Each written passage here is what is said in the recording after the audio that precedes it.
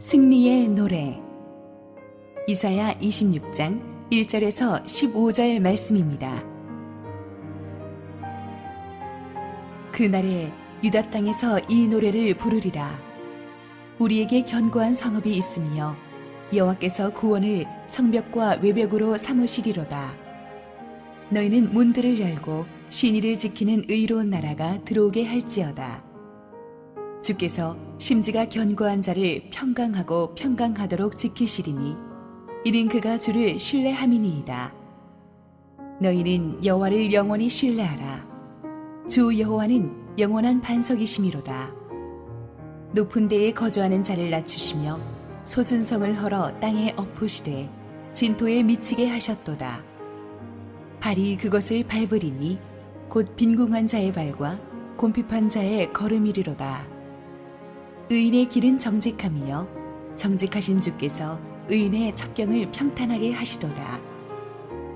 여호와여, 주께서 심판하시는 길에서 우리가 주를 기다렸사오며 주의 이름을 위하여 또 주를 기억하려고 우리 영혼이 사모하나이다. 밤에 내 영혼이 주를 사모하였사온즉 내 중심이 주를 간절히 구하오리니 이는 주께서 땅에서 심판하시는 때에 세계의 거민이 의를 배움이니이다.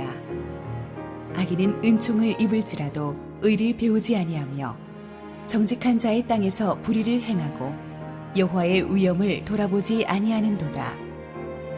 여호와여, 주의 손이 높이 들릴지라도 그들이 보지 아니하오나 백성을 위하시는 주의 열성을 보면 부끄러워할 것이라. 불이 주의 대적들을 사르리이다. 여호와여, 주께서 우리를 위하여 평강을 베푸시오리니 주께서 우리의 모든 일도 우리를 위하여 이루심이니이다. 여호와 우리 하나님이시여, 주 외에 다른 주들이 우리를 관할하였사오나 우리는 주만 의지하고 주의 이름을 부르리이다. 그들은 죽었은즉 다시 살지 못하겠고 사망하였은즉 일어나지 못할 것이니 이는 주께서 벌하여 그들을 멸하사 그들의 모든 기억을 없이 하셨음이니이다. 여호와여, 주께서 이 나라를 더 크게 하셨고 이 나라를 더 크게 하셨나이다. 스스로 영광을 얻으시고 이 땅의 모든 경계를 확장하셨나이다. 할렐루야. 우리 하나님께 영광과 감사의 박수를 드리겠습니다. 우리 함께 한번 기도하시고 하나님 말씀 듣겠습니다. 사랑하는 아버지, 은혜를 감사합니다. 부족한 종을 주님께서 은혜의 휘장 뒤에 감추시고 오늘 준비하신 하늘의 말씀, 축복의 말씀, 격려의 말씀을 우리 모두에게 주시옵소서. 예수님의 이름으로 기도했습니다. 아멘. 오늘의 본문은 하나님의 교회를 하나님께서 얼마나 사랑하시고 지키시는가를 강조하는 것으로 시작합니다. 1절 같이 읽겠습니다. 시작. 그날에 유다 땅에서 이 노래를 부르리라. 우리에게 견고한 성읍이 있으며 여호와께서 구원을 성벽과 외벽으로 삼으시리로다. 여기서 그날은 믿는 자들에게 하나님의 구원이 임할 마지막 날을 가리키며 유다 땅은 약속의 땅을 가리킵니다. 하나님의 백성들은 마지막 날에 하나님의 약속의 땅에서 마지막 승리를 선포하는 찬양을 부를 것입니다. 그 찬양의 테마는 바로 견고한 성읍입니다. 세상의 모든 조직과 명예와 재산들은 다 흔적도 없이 사라질 것이지만 하나님께서 자기 백성을 위해 세우신 그 견고한 성읍은 영원합니다. 그 견고한 성읍은 물론 약속의 땅 천국을 가리킵니다. 우리 성도들이 들어가게 될 땅입니다. 2절 같이 읽습니다. 시작. 너희는 문들을 열고 신의를 지키는 의로운 나라가 들어오게 할지어다. 천국에 하나님께서 의로운 나라가 들어오게 한다고 하는데 여기서 말하는 나라는 영토의 개념이 아니라 사람들입니다. 의로운 나라, 십자가의 보혈로 의롭게 하나님께서 태어나게 하신 그 백성들이 천국으로, 그 견고한 성읍으로 들어오게 될 텐데 그들이 신의를 지키는 백성이라고 표현한 것이 참 재미있습니다. 신의를 지킨다는 말은 쉽게 말해서 믿음을 지키는 사람들이죠. 어떤 분은 말하기를 믿음 생활이라는 것은 하나님께 대한 의리를 지키는 것이다. 정말 그런 것 같습니다. 믿음의 사람들, 우리 성도들은 뭐가 다릅니까? 평생을 우리는 하나님께 대한 의리를 지키며 살아갑니다. 믿음의 백성들은 반드시 이 하나님께 대한 의로운 삶 때문에 천국에서 보상받을 것입니다.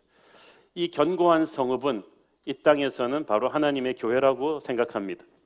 믿음의 백성들이 하나님의 부르심을 받고 꿈을 갖고 모여서 세운 이 교회, 이 교회를 통해서 우리의 믿음이 되살아납니다. 첫사랑이 회복이 됩니다. 찬양이 터지기 시작합니다. 이 교회를 통해서 하나님의 놀라운 역사가 일어납니다. 그래서 이 어둠의 세력들이 이를 갈면서 하나님의 교회를 공격합니다. 그러나 주님께서 이 교회를 굳게 지키십니다. 보호해 주십니다.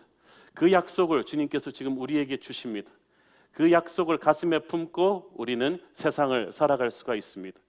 주님께서 이 교회를 굳건히 지킨다는 이 약속을 품을 때 우리는 세상이 아무리 강성하고 악해도 흔들리지 않을 수가 있어요.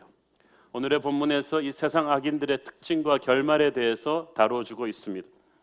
세상 악인들의 특징은 자신의 힘을 믿고 교만하다는 것입니다. 5절에 보니까 주 하나님께서 높은 데 거주하는 자를 낮추신다. 솟아오른 성을 헐어버리신다고 했어요. 세상은 높은 데 올라가려고 가르칩니다. 그래서 세상에서 아이들에게 주는 꿈은 성공해라, 출세해라, 유명해져라입니다. 그 자리가 얼마나 위험하고 무서운 자리인가를 모르고 있습니다. 우리는 그런 욕망을 비전으로 포장하는 세상에서 살고 있습니다. 그러나 높은 곳에 가고 유명해지면 교만해집니다. 영혼이 파괴되기가 쉽습니다. 13절에 보니까 주 외에 다른 주들이 우리 백성을 다스렸다고 했습니다. 어둠의 권세들이 강한 힘을 가지고 하나님의 사람들을 다스리는 것 같습니다. 세상을 좌지우지하는 것 같습니다.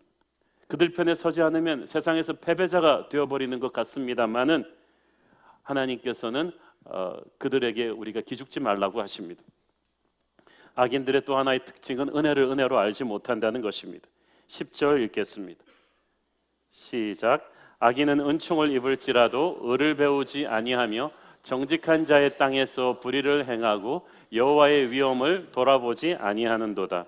은총을 입을지라도 의를 배우지 않는다. 하나님께 은혜를 입고 살면서도 그것을 은혜인 줄 모른다는 거예요.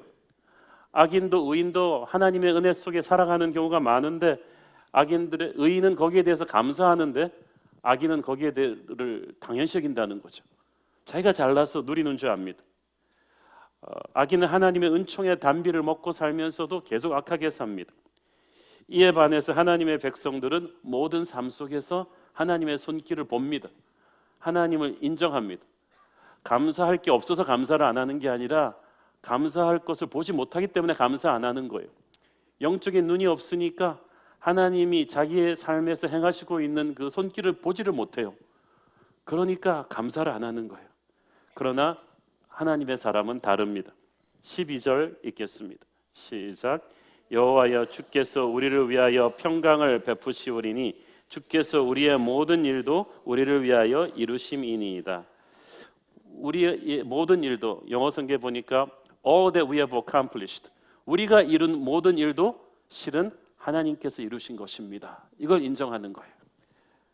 오랜 세월 지나보면 우리 생각에는 우리 힘으로 이뤘다고 생각되는 것도 알고 보면 하나님이 우리를 통해서 행하신 은혜의 선물이었습니다. 우리 힘으로 우리 자녀를 이렇게 잘 키운 게 아니었어요. 하나님께서 우리 자녀를 키워주신 거예요. 우리 힘으로 내가 운동 많이 해서 건강한 게 아니었어요. 그건 주신 거예요, 축복을. 이걸 인정하고 하나님을 찬양하는 삶을 살 때 하나님이 기뻐하십니다. 고린도전서 15장 10절 우리 바울의 고백을 봅시다. 시작. 그러나 내가 나된 것은 하나님의 은혜로 된 것이니 내게 주신 그의 은혜가 헛되지 아니하여 내가 모든 사도보다 더 많이 수고하였으나 내가 한 것이 아니요 오직 나와 함께 하신 하나님의 은혜로라. 우리는 바울의 10분의 1도 사역 안 하고 나서 내가 했다고 막 주장하죠. 근데 바울은 보세요. 내가 한 게 아니라고 합니다. 하나님이 행하신 거예요. 이것이 예수 믿는 사람들이 인생을 보는 눈입니다. 교만하지 말아야 합니다.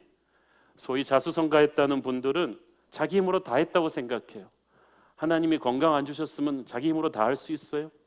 하나님이 이렇게 좋은 나라를 안 주셨으면, 여러분이 북한에 태어났으면 그렇게 살 수 있습니까? 환경도 하나님이 주셨고 건강도 하나님이 주셨고 누군가를 통해서 믿음도 하나님이 주셨어요. 교만은 하나님이 자기를 통해 이루신 것을 자기가 이루었다고 착각하는 것입니다. 내 삶의 모든 것이 은혜임을 고백하는 것, 이것이 겸손이고 이것이 영성입니다. 악인들은 그런데 이게 없어요.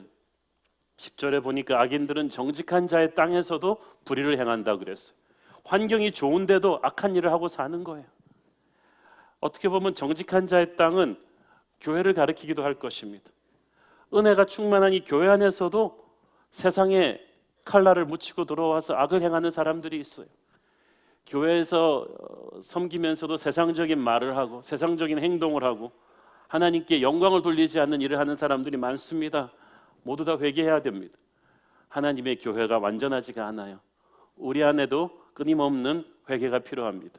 갱신이 필요합니다. 스스로를 정결하게 해야 됩니다. 정직한 자의 땅에서도 불의를 행하는 악인들이 있다니까요. 그러나 이 악인들은 반드시 심판받을 것입니다.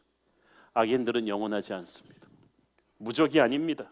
반드시 심판을 받고 그들을 뒤에서 조종하던 마귀도 심판을 받습니다. 5절 6절에 보면은 하나님이 교만한 자들을 반드시 낮추시고 성을 헐어버리고 땅을 엎으신다고 하십니다. 아무리 지금 세 보이고 커다란 것들도 하나님께서 반드시 완전히 파괴시키는데 14절에 보니까 다시는 회복하지 못한다고 했어요. 일어나지 못한다고 했어요. 하나님의 심판은 인간의 심판처럼 이렇게 설렁설렁하게 가는 게 아닙니다. 그 심판이 완전합니다. 그런데도 악인들은 그 심판의 손길을 느끼지를 못해요. 그 심판의 조짐을 알아채지를 못합니다. 11절 읽습니다. 시작. 여호와여 주의 손이 높이 들릴지라도 그들이 보지 아니하오나 백성을 위하시는 주의 열성을 보면 부끄러워할 것이라. 불이 주의 대적들을 사르리이다. 주의 손이 높이 들렸다는 것은 심판이 여기까지 왔는데도 악인들이 이걸 느끼지 못한다는 거야. 그래서 이 세상을 낙원으로 만들면서 영적인 위기의식이 없어요. 그러니까 대충대충 사는 것입니다. 그러나 하나님의 사람들은 다릅니다. 어떻게 다릅니까? 첫째, 그들은 하나님을 지속적으로 신뢰하는 사람들입니다. 4절 읽겠습니다. 시작. 너희는 여호와를 영원히 신뢰하라. 주 여호와는 영원한 반석이심이로다. 신뢰한다는 걸 하나님을 믿는다는 뜻이죠. 이거를 하루만 하는 게 아니라 영원히 신뢰하라. 오늘도 내일도 모레도 지금도 그 다음도 계속해서 신뢰하라. 믿음은 우리가 예배 시간에만 잠깐 믿습니다 하는 이 고백이 아닙니다. 믿음은 내 삶의 크고 작은 일에서 내리는 수없이 많은 결단들이 세상적인 결단이 아니라 하나님을 신뢰하는 결단이라는 것입니다. 우리가 우리 자녀 어느 학교 보낼지를 결정할 때, 이달 가계부를 어디다 어떻게 쓸지를, 돈을 어떻게 쓰기로 결정할 때, 누구와 결혼하기를 결정할 때, 이게 다 기도해보고 믿음으로 선택하는 것을 계속하는 것이 바로 지속적으로 여호와를 신뢰하는 것입니다. 저는 그래서 믿음의 사람은 두고 봐야 안다고 생각합니다. 변함없이 잘 될 때나 못 될 때나 흔들리지 않고 이 사람이 믿음의 결정을 계속하며 살아가는가, 여호와를 영원히 신뢰하는가. 신앙은 장거리 경주거든요. 하루 이틀 봐서 되는 게 아닙니다. 몇 년, 몇십 년을 믿는 거예요. 저는 그래서 목회를 해보면서 5년, 10년, 20년 목회해 오신 신실한 믿음의 목회자들, 선배들을 존경하게 됐어요. 이게 그냥 오래 가는 게 아니거든요. 날마다 업그레이드되는 믿음으로 평생 살아야만 됩니다. 이 어떤 분야든지 톱에 올라간 사람들의 공통점은 하루아침에 가지 않았다는 거예요. 오랜 세월 어릴 때부터 꾸준하게 이 내공을 쌓아서 비로소 눈부신 오늘에 이를 수가 있었다는 것입니다. 조용히 쌓이는 눈이 어느 날 나뭇가지를 꺾어버리듯이 차분하게 쌓였던 그들의 실력이 어느 순간에 딱 폭발하는 거예요. 어느 날 갑자기 꽃이 피었겠습니까? 씨앗 때부터 꽃의 꿈을 꾸었기 때문에 이 꽃이 핀 거예요.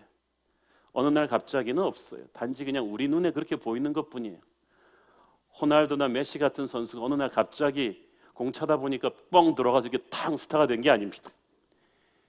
세계적인 스타가 된 지금도 그들은 어릴 때부터 해왔던 것처럼 일반 선수들보다 몇 시간씩 더 연습합니다. 그 수없이 남이 보이지 않는 데서 쌓아온 실력이 이렇게 응축되었다가 어느 순간에 폭발하는 거예요. 믿음의 세계도 마찬가지입니다. 결정적인 순간에 여러분이 홍해를 가르려면, 결정적인 순간에 믿음의 브레이크스루를 하려면 매일매일 하나님을 신뢰하는 영적인 투자를 계속해야 됩니다. 그래서 내 안에 무의식 속에 믿음의 실력, 영적인 내공을 계속 쌓아야 돼요. 오순절 성령 강림 사건이 영적인 대박 사건이죠. 이게 그냥 터진 게 아닙니다. 그 믿음의 120 성도들이 눈물로 기도한 결과로 나온 거예요. 새벽 기도, 주일 예배, 훈련들 매일매일 할 때는 지리하고 답답하지만 이거 포기하면 안 됩니다. 여러분도 모르고 있는 사이에 여러분의 영적인 근육이 조금씩 쌓이고 있어요. 그리고 운동해 보신 분들은 알겠지만 운동하다가 조금만 안 하면 식스팩도 금방 없어져요. 영적인 근육도 그래요. 하다가 조금만 게을리하면 넘어져요. 여호와를 영원히 신뢰하라는 것은 이 믿음의 결단을 매일 하면서 영적인 근육을 계속해서 갖춰 나가라는 뜻이죠. 이 반대의 경우도 있습니다. 날마다 성실하게 영적 인풋에 투자하지 않으면 어느 날 갑자기 영적인 낭패를 보게 될 거예요. 주름이나 비만이 하루아침에 생기는 거 아니거든요. 제가 운동하던 헬스클럽에서 운동하고 이제 샤워하고 나오면은 체중계가 있잖아요. 어떤 저보다 나이 조금 더 많은 분이 체중계 딱 쓰더니 하루아침에 10kg가 늘었네. 하룻밤 자고 났더니 10kg가 늘었다는 거예요. 와, 뻥이 센지 모르겠어요. 하룻밤에 어떻게 10kg가 늘었겠어요? 오랜 세월 축적하셨겠죠. 오랜 세월의 게으름과 과식과 이런 게 막 들어가가지고 터지는 거죠. 우리가 매일매일의 순간을 어떤 믿음의 결정을 하고 살았는가는 나중에 결과가 보여져요. 경건의 연습을 게을리하면 결정적으로 한 방 터뜨려야 될 때 헛스윙을 하고 마는 것입니다. 우리 장로님들 되면 이제 기도를 많이 하시죠. 장로님의 1분 그 3분 기도에 그분은 30년 영성의 내공을 다 들통내는 거예요. 속일 수가 없습니다. 목회자는 30분 설교에 자기의 평생의 영성을 다 보여주는 거예요. 어떤 경건의 연습을 했던가, 어떤 영적인 내공을 축적했는가를 수시간에 다 보여주는 거예요. 속일 수가 없습니다. 그래서 우리는 여호와를 영원히 신뢰하는 믿음의 연습을 끊임없이 해야 되는 거예요. 주 여호와는 나의 영원한 반석이시미로다. 경건의 연습을 계속 해온 사람은 알고 있습니다. 하나님은 항상 내 옆에 든든한 반석 같은 분이시다. 나를 보호해 주시는 분이시다. 하나님은 변하지 않아요. 내가 변하는 거지. 그러니까 하나님이 새롭게 느껴지는 거예요. 제가 어릴 때 가난하고 외롭던 이민 청소년 시절 때 기도했던 그 하나님은 지금도 나의 변함없는 하나님이십니다. 그분은 끝까지 나와 함께 가실 거예요. 사람은 반드시 우리를 떠납니다. 상황이 바뀌어서 떠나든지 사업 파트너도 떠나고 고객도 떠나고 가족도 떠납니다. 그러나 하나님은 변함없는 여러분의 반석이십니다. 사람을 믿지 말고 하나님을 신뢰하십시오. 인간은 믿음의 대상이 아닙니다. 둘째로 하나님의 사람은 하나님을 끊임없이 사모하는 사람입니다. 8절 읽겠습니다. 시작. 여호와여 주께서 심판하시는 길에서 우리가 주를 기다렸사오며 주의 이름을 위하여 또 주를 기억하려고 우리 영혼이 사모하나이다. 자, The desires of my heart 이렇게 되어 있죠. 우리 영혼이 사모하나이다. 하나님을 향한 갈망, 하나님을 향한 욕망.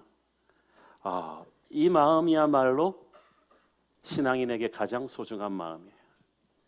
그 무엇보다 하나님을 사모하는 마음, 하나님 이름만 들어도 그냥 눈이 반짝거리는 마음, 어떤 바쁜 일을 하다가도 하나님이 부르면 최우선 순위로 달려가는 그 마음, 예배를 드리고 있지 않고 교회에서 떠나 있는데도 항상 하나님을 그리워하는 마음, 목마른 사슴이 시냇물을 사모하는 것 같이 마른 스펀지가 물을 흡수하는 것 같은 하나님을 향한 열망, 은혜를 향한 그 갈망, 그 갈망을 가진 사람을 하나님이 제일 기뻐하십니다. 다윗은 그래서 하나님의 마음에 합한 사람이에요. 행동이 완전해서가 아니라 평생 하나님을 향한 이 연인의 펄떡거리는 가슴을 가지고 평생을 산 사람입니다. 이러기 쉽지 않거든요. 9절 읽습니다. 시작. 밤에 내 영혼이 주를 사모하여 싸운즉 내 중심이 주를 간절히 구하오리니 이는 주께서 땅에서 심판하시는 때에 세계의 거민이 을을 배움이니이다. 밤에 내 영혼이 주를 사모하였다. 밤은 환난의 시간, 광야의 시간이에요. 내 인생이 힘들 때, 몸이 병들고 관계는 부서지고 사업은 꽉 막혀서 안 될 때 하나님을 향한 목마름이 더해집니다. 희한하게 은혜가 더 일어나지 않습니까? 그 당시에 예배 시간, 순예배 시간이 더 기다려져요. 희한하죠. 왜 별은 낮에도 있는데 밤에만 빛날까요? 내 인생이 캄캄해지면 은혜가 은혜로 다가오기 시작합니다. 내 인생에 다른 빛이 많을 때는 교만해져 가지고 이 갈망이 사라지는데, 내 인생이 목마르게 되면 하나님을 향한 갈망이 높아집니다. 저는 그런 타는 듯한 목마름으로 여러분이 하나님을 갈망하기를 바랍니다. 시편 34편 6절 시작. 이 곤고한 자가 부르짖음에 여호와께서 들으시고 그의 모든 환난에서 구원하셨도다. 갈망하는 자에게 하나님은 구원의 축복을 주실 줄로 믿습니다. 내 중심이 주를 간절히 구하오리니라고 되어 있어요. 이 영어 성경에는 in the morning, 아침에라고 되어 있습니다. 밤에 주를 사모한 영혼이 잠 깨고 일어나서 또 제일 먼저 찾는 것이 주님입니다. 밤에도 낮에도. 이 말은 무슨 말입니까? 24시간 이 사람의 마음은 항상 하나님을 향해서 갈망하고 있었다는 거예요. 이게 마치 사랑에 빠진 젊은이들과도 같아요. 젊은이들의 데이트 시간은 시도 때도 없어요. 그냥 문자가 계속 뺑뺑뺑뺑 울리는데 아침부터 밤까지 계속해서 그 사람을 중심으로 돌아가요. 하나님을 갈망하는 사람은 하나님이 자기 생각과 시간에 딱 중간에 가 있습니다. 하나님이 가장자리에 계시지 않습니다. 모든 게 하나님 중심으로 돌아가게 돼 있어요. 이 하나님의 사람의 마음에는 이렇게 끊임없이 은혜를 향한 목마름이 있어요. 목마름이 있으면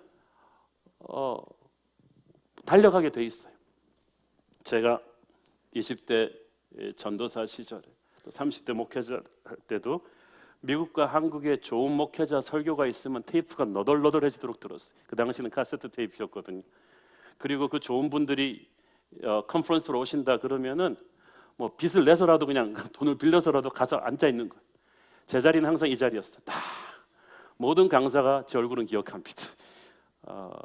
뭐 골든 맥도날드, 릭 고렐, 뭐 유명한 목사님들이 강사할 때 제일 앞에 딱 앉아 있었어요. 준비 시간 때부터 앉아 있고 가서 질문하고 내 마음에 하나님을 향한 열망이 가득했기 때문이죠. 누구를 통해서든 은혜를 더 받을 수 있다면 나는 뭐든지 할 것이다. 우리 교회도 보면 부산에서, 광주에서, 강원도 인제에서, 충청도 보은에서, 심하게는 중국 상해에서도 매주말 들어오는 분이 계셨어요. 이 예배 자리로 달려오시는 거예요. 새벽 기도 때도 보면 분명히 저분은 교회에서 멀리 살고 아침 일찍부터 밤늦게까지 직장 생활을 하시는데 새벽 기도를 안 빠져요. 목사보다 훌륭한 분들이에요. 제가 그분들 볼 때마다 신기합니다. 아니 누가 돈 주는 것도 아닌데 저분들이 왜 저러지? 은혜를 사모하기 때문이에요. 갈급해하기 때문이에요. 사랑에 빠진 연인들은 돈 쓰는 게 재벌보다 더합니다. 좋으니까. 저희 교회 처음 방문하시는 분들은 우리 예배드리는 성도들의 이 주님을 향한 이 뜨거운 열정에 다 은혜 받으신다는 거예요. 저도 예배 시간에 여러분 찬양하는 모습, 또 설교 들으시는 모습을 보면 여러분의 얼굴에서 하나님을 얼마나 뜨겁게 사모하는지를 읽을 수가 있습니다. 하나님이 가장 기뻐하시는 것이 바로 그런 마음입니다. 오늘도 하나님을 향한 열망으로 예배드리는 여러분의 이 자리에 와 계신 것을 주님이 기뻐하시는 줄로 믿습니다. 이 주님을 향한 갈망으로 나와 있는 여러분에게 예배를 드리는 과정에서 여러분도 모르는 사이에 하나님의 치유가 임했을 것입니다. 어떤 풀림이 있었을 것이고 자유함이 주어졌을 것이고 치유가 들어갔을 거예요. 예배 드리는 자는 그런 은혜를 경험하거든요. 하나님의 사람들은 또한 핍박 속에서도 믿음을 지킵니다. 13절 시작. 여호와 우리 하나님이여 주 외에 다른 주들이 우리를 관할하여 싸우나 우리는 주만 의지하고 주의 이름을 부르리이다. 다른 주들이 우리를 관할하여 싸우나 애굽이나 바벨론 같은 이방 나라 왕들이 스스로를 신격화해서 이스라엘에게 우상 숭배를 강조했습니다. 그런데 많은 하나님의 백성들은 그 핍박을 이겨내면서 하나님만 의지한 거예요. 요한계시록 시대 때는 로마 황제가 자신을 신격화시키며 크리스천들을 핍박했지만 우리는 주만 의지하고 주의 이름을 부르리이다. 이 고백은 그때부터 시작해서 지금까지 온갖 세상 제국의 핍박에도 불구하고 신앙을 타협하지 않는 믿음의 사람들의 고백인 것입니다. 우리는 사실 세상 속에서 너무 쉽게 죄의 유혹에, 죄의 압박에 굴복해요. 다른 것들은 그렇게 고집 피우면서 하나님을 믿는 신념 너무 쉽게 타협해요. 우리가 세상에서 예수 안 믿는 상사가 조금만 눈치 주면은 식기도 안 하고 여러분 식사 드시잖아요. 무서워가지고. 딱 눈치 보고 직장 동료들 중에 크리스찬이 한 60대 40 정도로 조금 더 많은 것 같아야 그래도 교회 다닌다는 얘기를 하지, 자기 혼자 크리스찬이면 기가 죽어가지고 우리는 주의 이름을 노래하지 않아요. 밝히지도 않아요. 저는요, 제가 자주 얘기하지만 우리가 아이폰 매니아들의 헌신만큼도 못해요. 제가 실제로 목격했는데 그 방에 사람 10명이 다 삼성 쓰고 그 사람 혼자 아이폰 쓰는데 기죽지 않아요. 부끄러워하지 않아요. 그는 아이폰의 이름을 위하여 부끄러워하지 않아요. 애플의 영광을 땅에 떨어뜨리지 않아요. 끝까지 가는 거예요. 나중에는 삼성 쓰는 그 다수가 기가 죽어버려요. 그런데 우리는 직장에서 그 아이폰에 대한 그 사람의 헌신만큼도 주님께 대한 프라이드가 없어요. 아니, 삼성 쓰는 사람이 10명 있는 데서 아이폰 매니아가 그렇게 당당할 수 있는데, 우리가 불교 신자, 카톨릭 신자, 예수 안 믿는 사람 10명이 직장 동료로 있는데 기가 팍 죽어가지고 예수님의 이름을 부끄러워하고 이래서 되겠냔 말이에요. 사랑하는 여러분, 우리는 주만 의지하고 주의 이름을 부르리이다. 그것이 세상 가운데 여러분의 고백이 되기를 바랍니다. 환난 속에서도 주님의 이름을 부끄러워하지 않는 자들을 주님은 외면하지 않으십니다. 우리는 이렇게 자유롭게 하나님을 예배할 수 있는 좋은 나라에 살고 있어서 핍박받는 우리 믿음의 형제들이 지금 이 시간 전 세계에서 어떤 고통을 당하는지 잘 감이 없죠. 지금도 세계에서는 50개국에서 강하게 기독교를 핍박하고 있는데 그 중에 10개국이 특별합니다. 국제선교본부에서 최근 지금 이 순간 기독교를 지독히도 탄압하고 있는 10개국을 조사했는데, 우리 함께 한번 영상을 보시면서 그분들을 가슴에 품고 한번 기도하겠습니다.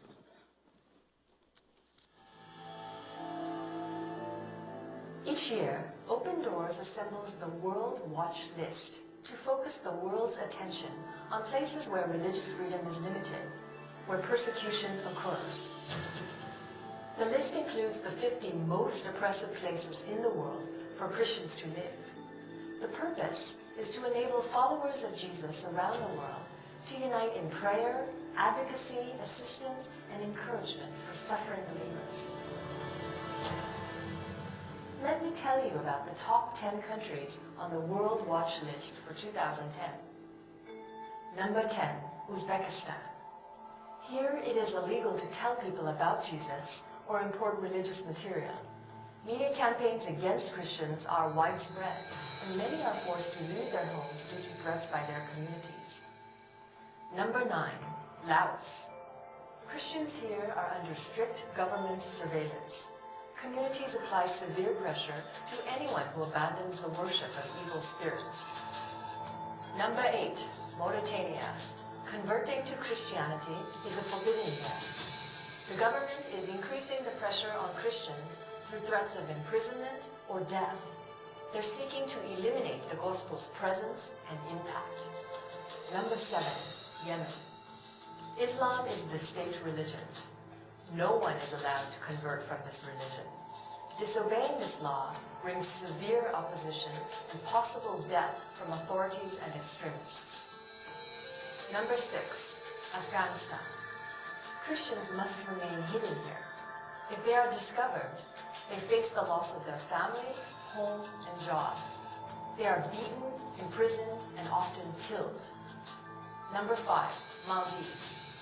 All citizens must embrace Islam.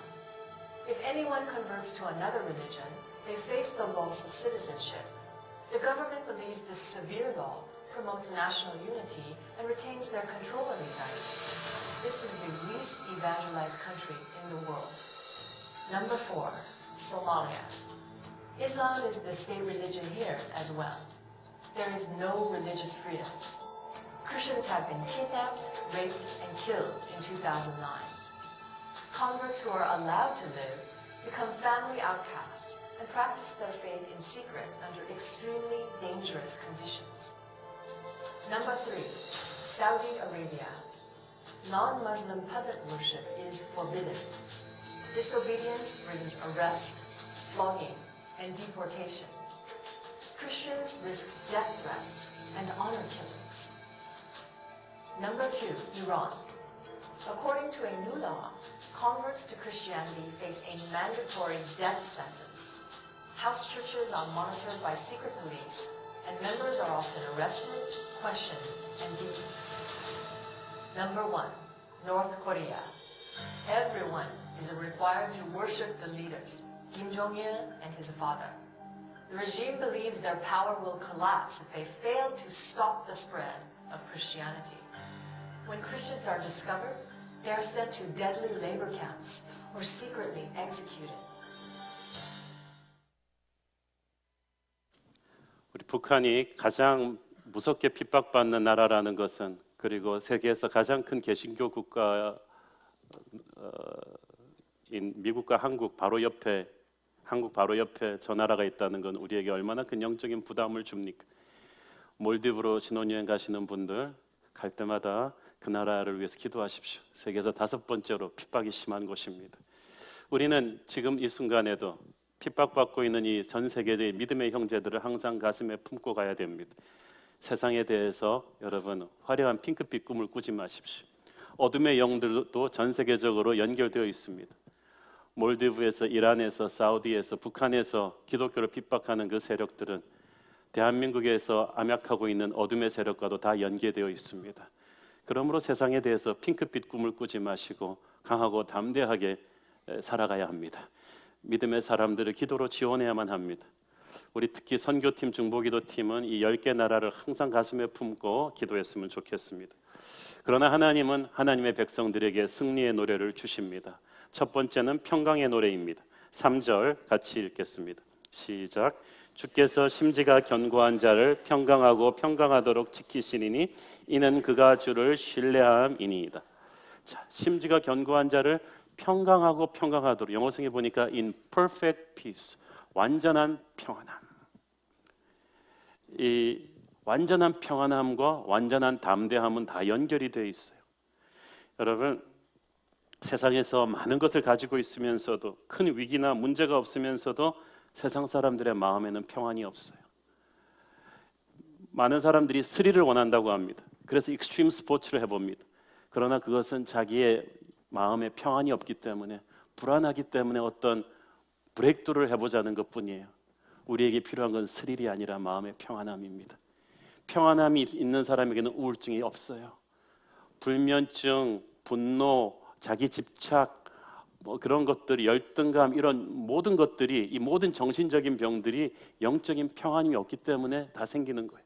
근데 주님의 평안이 여러분 안에 가득하면 여러분을 누르고 있던 모든 정신병 증세가 떠날 거야. 우리에게 필요한 건 육체의 병의 치유보다 정신의 평안함이에요. 영적인 평안함이에요. 이 평안함은 영적인 실력이 있을 때 누릴 수 있어요. 운동팀들, 스포츠팀들도요, 강팀들은 큰 경기 앞두고 여유가 있습니다. 평안합니다. 우리는 월드컵 앞두고 이제 전투 준비하고 있지만 이렇게 막 강팀들은 놀고 있어요. 플레이하고 있다는 거예요. 실력이 있으니까. 그러므로 평안함은 영적인 실력에 대한 보상이에요. 주께서 심지가 견고한 자, 이 사람은 그러니까 whose mind is steadfast, 정신이, 생각이 하나님에게 딱 붙들려서 흔들리지 않는 사람을 평안으로 지키신다 그랬어요. 이는 그가 주를 신뢰함이니이다. 신뢰함이니이다. 믿음의 보상이에요. 수많은 세월의 순간순간을 하나님께 신뢰하며 살아온 사람은 겟세마네 십자가를 앞두고 평안하셨던 주님께서 인생의 폭풍이 몰아쳐도 평안할 수가 있습니다. 계속해서 12절 읽습니다. 시작. 여호와여, 주께서 우리를 위하여 평강을 베푸시오리니 주께서 우리의 모든 일도 우리를 위하여 이루심이니. 주께서 우리를 위하여 평강을 베푸십니다. 어떻게? 우리의 대적들을 막아주심으로써, 우리의 대적들을 제거해 주심으로써 평안을 주세요. 여호수아가, 다윗이, 솔로몬이 어떻게 평안을 누렸을까요? 그 대적들을 하나님이 다 물리쳐 주셨기 때문입니다. 지금 여러분의 인생을 압박하고 들어오는 여러 가지 문제들이 있는데 하나님이 그 문제들을 다 장악하시고 지켜주실 것을 믿으십시오. 그것이 평안입니다. 지금 당장 내 힘으로 상황이 다 뚫려서가 아니라 하나님이 나를 지키고 있다는 것을 확신하는 믿음, 그 믿음에 대한 보상이 평안인 줄로 믿습니다. 오늘 하늘로부터 내려오는 평안이 저와 여러분에게 충만하기를 바랍니다. 두 번째로 하나님의 백성들은 인도하심의 노래를 부르게 될 것입니다. 7절 읽습니다. 시작. 의인의 길은 정직함이요 정직하신 주께서 의인의 첩경을 평탄하게 하시도다. 이 말은 주님께서 의인을 인도해 주신다는 거예요. 우리 인생길이 피곤한 것은 길이 멀어서 피곤한 게 아니라 길을 모르기 때문에 피곤한 거예요. 같은 길을 가도 길을 알고 있는 사람은 여행자라고 하고 길을 모르는 사람은 방랑자예요. 너무 피곤해요. 그런데 한치 앞을 내다볼 수 없는 우리의 인생을 주님께서 이끌고 가십니다. 그래서 우리는 미래를 예측할 필요도 없고 할 수도 없어요. 어떤 미래가 와도 주님과 동행하기만 하면 됩니다. 하나님께서는 의인을 바로 인도해 주실 뿐 아니라 아예 우리를 위한 새로운 길도 마련해 주세요. 첩경을 평탄하게 한다는 말에는 그런 의미도 들어가 있어요. 하나님께서 우리가 가보지 못한 길을 마련해 주시는 거예요. 그러므로 여러분을 나의 길로 내 길을 밀어달라고 주님을 설득하지 말고 내 길보다 더 뛰어난 주님의 길이 있다는 것을 믿으세요. 여러분이 기도할 때 내 어젠다에다 하나님 사인을 받는 게 아니라 내가 모르는 하나님의 콘텐츠를 채워넣을 룸을 만들어서 가야 돼요. 그러니까 우리는 인간끼리 모여서 하는 회의를 줄이고 기도를 많이 해야 돼요. 머리 나쁜 사람들끼리 막 그렇게 회의해봤자 좋은 아웃풋이 나오질 않아. 나의 길도 너의 길도 아니고 대화는 나의 길과 너의 길을 타협하는 건데 그것도 아니에요. 제3의 길, 하나님의 길이 있어요. 기도하는 사람은 하나님의 길에 인도하심을 받을 거예요. 안 가본 길인데 최고의 길이에요. 남들이 모르는 길인데 새로운 길인데 최고의 길이에요. 저는 우리 교회가 앞으로 어떻게 갈지 누가 물어보면 저도 기대가 된다고 말합니다. 모르겠어요. 다른 교회들을 참고는 하지만 하나님께서는 우리만을 위한 새로운 길을 준비하셨을 줄로 믿습니다. 여러분의 인생도 마찬가지예요. 옆에 가게 보면서 사업하지 마세요. 여러분은 다른 사업을 하게 될 거예요. 옆에 애들 보면서 여러분의 애를 비교하지 마세요. 하나님께서 우리 아이를 위해 예비하신 길은 따로 있습니다. 새로운 길이 있어요. 때로는 어렵고 힘든 시련이 오지만 우리가 하나님을 따라가면 사막에도 길을 발견할 것입니다. 그런데 악인은 모든 걸 갖추고 있는 것 같은데 슥슥 가는데 하나님의 인도하심을 받지 못하니까 가면서 계속 넘어져요. 넘어지면서도 왜 넘어지는지도 몰라요. 잠언 4장 18절 19절 시작. 의인의 길은 돕는 햇살 같아서 크게 빛나 한낮의 광명에 이르거니와 악인의 길은 어둠 같아서 그가 걸려 넘어져도 그것이 무엇인지 깨닫지 못하는지라. 아멘. 인생에서 힘든 거는 실패하는 게 아니라 실패했는데 왜 실패했는지 몰라요. 시험을 틀렸는데 왜 틀렸는지 모르요. 자기가 모르는 게 뭔지도 모르는 거. 그것이 악인의 길이라는 것입니다. 그러나 하나님의 사람은 하나님의 인도하심을 받고 캄캄한 세상 속에서 빛으로 가는 길을 찾아낼 줄로 믿습니다. 세 번째로 마지막으로 하나님은 최후 승리의 노래를 주십니다. 6절 시작. 발이 그것을 밟으리니 곧 빈궁한 자의 발과 곰핍한 자의 걸음이리로다. 빈궁한 자와 곰핍한 자는 하나님을 따르는 경건한 하나님의 백성들을 가리킵니다. 이 땅에서는 이렇게 아무것도 아닌 것 같은 교회가 결국은 저 강성한 악인들을 꺾고 승리하게 된다는 것입니다. 하나님이 함께 하시기 때문에 교회는 강합니다. 지금은 수많은 나라에서 하나님의 교회들이 핍박당하고 교회는 존재도 없는 것 같지만 우리는 하나님이 깔아놓으신 패를 모릅니다. 최후 승리는 하나님의 것입니다. 하나님의 승리는 하나님의 백성들의 것입니다. 1949년도에 중국에서 마지막 선교사들이 서양 선교사들이 철수할 때 중국에서의 기독교의 역사는 끝났다고 했어요. 선교사들 자신의 입으로. 그러나 선교사들이 철수한 것이지 하나님이 철수한 것은 아니었습니다.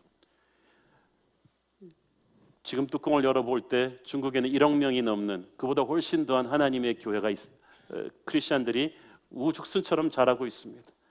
하나님이 펼치시는 그림은 우리가 생각하는 것보다 훨씬 큽니다. 그러므로 좌절하지 마십시오. 9절 후반부를 보세요. 주께서 땅에서 심판하시는 때에 세계의 거민이 의를 배운다고 했어요. 하나님께서는 이 땅의 역사를 마침내 제자리로 돌려놓으십니다. 지금은 교회가 핍박받는 것 같죠? 세계 질서가 무질서하게 흘러가는 것 같죠? 악하고 강성한 세력들이 끝까지 장악하는 것 같죠? 북한의 저 무도한 독재 정권이 어디까지 가나 싶죠? 하나님은 역사의 중심을 잡고 계십니다. 판은 순식간에 뒤집어질 수 있습니다. 악인들을 무너뜨리시고 어둠의 권세를 무너뜨리신 하나님께서는 반드시 하나님의 백성들을 통해서 하나님의 나라를 넓히십니다. 지금도 넓히시고 계세요. 15절 읽겠습니다. 시작. 여호와여 주께서 이 나라를 더 크게 하셨고 이 나라를 더 크게 하셨나이다. 스스로 영광을 얻으시고 이 땅의 모든 경계를 확장하셨나이다. 하나님의 나라는 영토가 아니라 사람이에요. 하나님의 사람들은 지금도 우리가 모르는 사이에 세상 곳곳에 그 나라를 확장하고 있습니다.